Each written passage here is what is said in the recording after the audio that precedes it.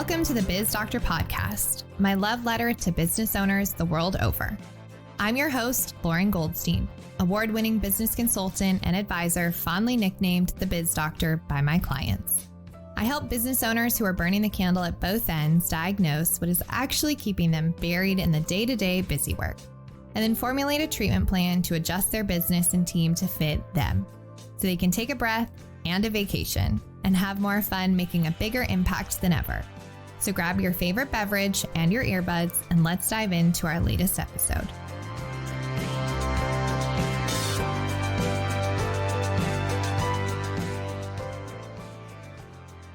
I was talking to one of my favorite humans, Tim Francis, the other day, and as two operational experts, we were discussing how often operational health gets overlooked.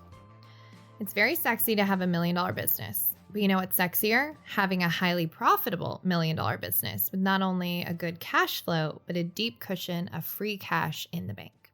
Welcome back to the Biz Doctor Podcast.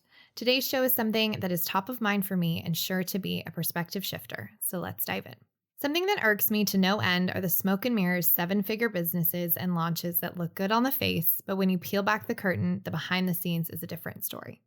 You know what I'm talking about.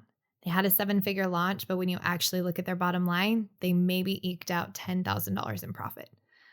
To me, that's just not cutting it. Some might say I'm on a mission to end the silly, braggadocious way of thinking about business because, let's face it, there's nothing sexy or fun about living on the edge with your business and going through the doldrums, or worse, revenue roller coaster, fretting about how to make payroll is not fun. Which brings me back to the question. What if we built businesses with the end in mind? And the end being an exit.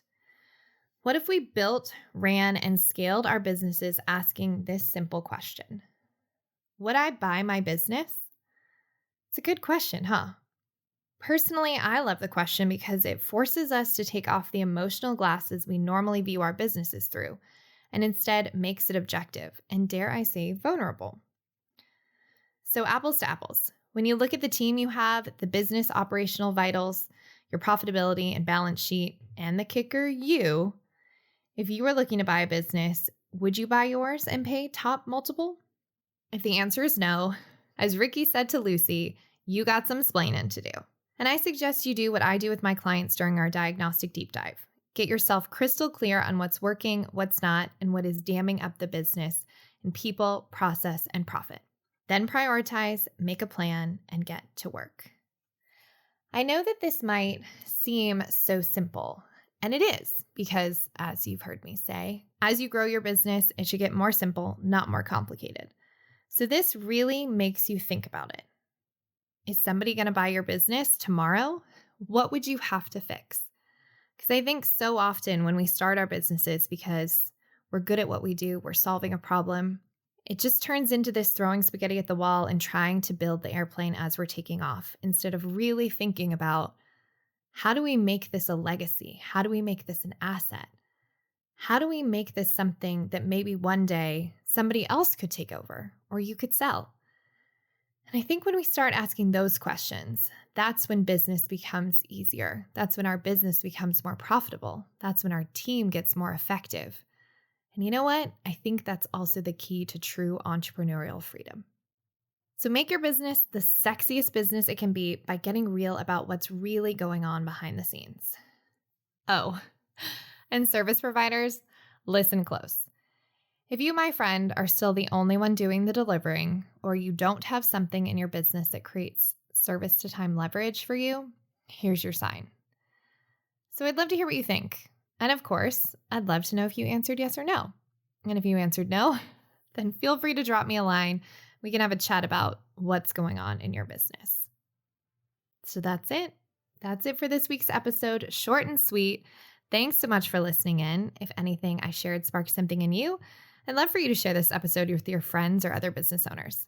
I'd also love to hear from you. So let's connect. Tag or DM me on Instagram at It's Lauren Goldstein, or LinkedIn, or wherever you hang out on the interwebs. Also, don't forget to subscribe and rate our podcast so you're the first to get notified when our next episode is live and ready for your ears. Thanks so much for listening. Until next time.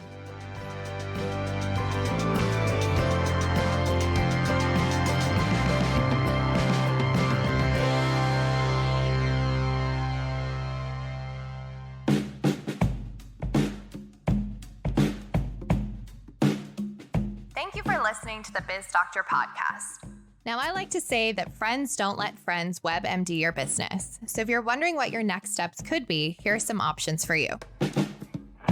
No matter what, head to the show notes or to my website, goldenkeypartnership.com, for some impactful resources to support you getting out from under your business. That's also where you'll find the links to learn more about our services and how we support business owners, just like you, who are ready to make the successful jump from business operator in the trenches to visionary business owner with more freedom and flexibility. All of that info is on our website, so pop on over to learn more or get in touch. goldenkeypartnership.com.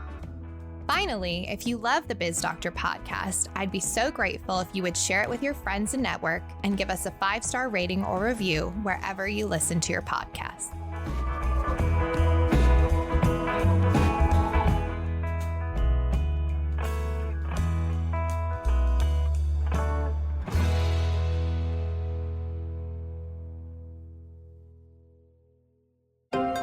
This is Story Studio Network.